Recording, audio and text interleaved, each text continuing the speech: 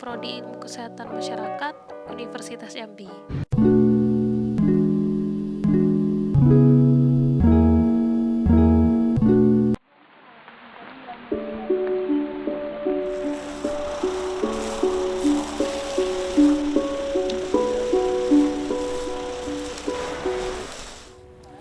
Setelah melihat video tadi, kamu tahu nggak itu peristiwa apa? Ya, karhutla atau kebakaran hutan dan lahan. Yuk kita bahas lebih dalam mengenai karhutla.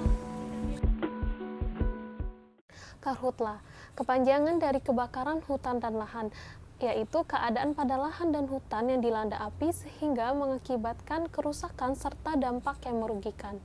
Ya, merugikan. Karena karhutla menyebabkan kabut asap. Seperti yang kita ketahui pada tahun 2015 dan 2019 merupakan karhutla yang bisa dibilang cukup parah. Karena pada tahun 2015 saja contohnya, karhutla sampai ke negeri Malaysia dan Singapura. Masih ingat kan? Dan pada tahun itu juga, kebakaran hutan mencapai 2,6 juta hektar.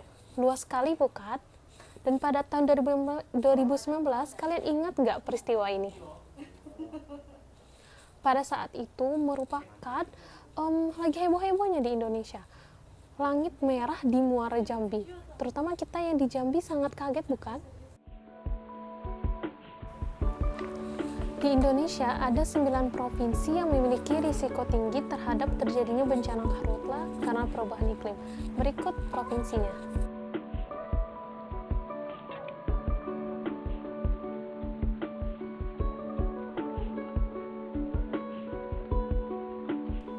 Berikut ini peta sebaran titik panas di Indonesia update 21 September 2019. Lalu jika kalian ingin melihat titik panas di provinsi kalian, kalian juga bisa melihat di link berikut ini. Lalu mengapa ya hutan dan lahan di Indonesia bisa terbakar? Kebakaran hutan sendiri disebabkan oleh 2 faktor. Yang pertama, faktor alamiah atau faktor oleh manusia.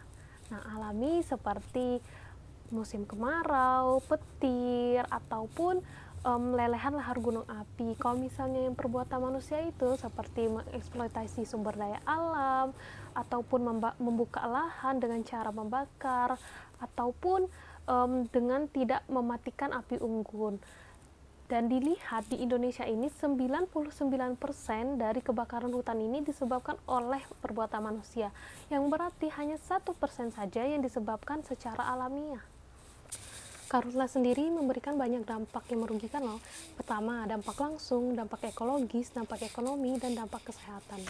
Dampak kesehatan sendiri merupakan dampak yang perlu diperhatikan saat terjadinya kabut asap.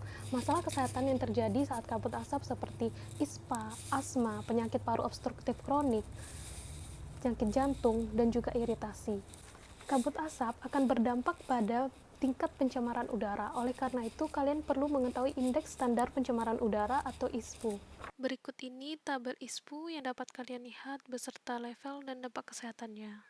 Kebutuhan saat bencana karhutla meliputi yang pertama kebutuhan khusus seperti masker, kebutuhan umum seperti obat-obatan, MPASI, personal kit, dan emergency kit.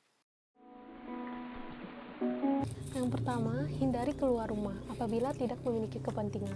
Yang kedua, jika terpaksa keluar rumah, gunakan masker. Saat di dalam rumah, tutup segala akses udara yang bisa masuk. Nyalakan AC. Apabila kalian tidak memiliki AC, kalian bisa meletakkan kain basah di jendela atau ventilasi. Dan jangan lupa juga untuk mencuci dan basuhnya kembali sesuai dengan kebutuhan. Yang keempat, selalu menerapkan PHBS atau pola hidup bersih dan sehat. Yang kelima, minum air putih lebih banyak dan lebih sering. Dan jangan lupa juga untuk mencukupkan kebutuhan gizi kalian. Yang keenam, cuci bersih sayuran dan buah-buahan sebelum dikonsumsi. Yang ketujuh, jangan melakukan aktivitas yang akan menambah jumlah asap seperti membakar sampah dan lain-lain. Saat bencana karhutla terjadi, terutama bagi kalian yang tinggal di daerah kawasan hutan terbakar, kalian bisa ke rumah singgah yang disediakan oleh pemerintah. Selain itu, akan ada bantuan logistik dan juga pertolongan yang disediakan oleh pemerintah, dan akan ada pihak-pihak lain yang membantu seperti PMI, relawan, TNI, tim SAR, polisi, dan akan ada juga pelayanan kesehatan dari puskesmas ataupun dari rumah sakit.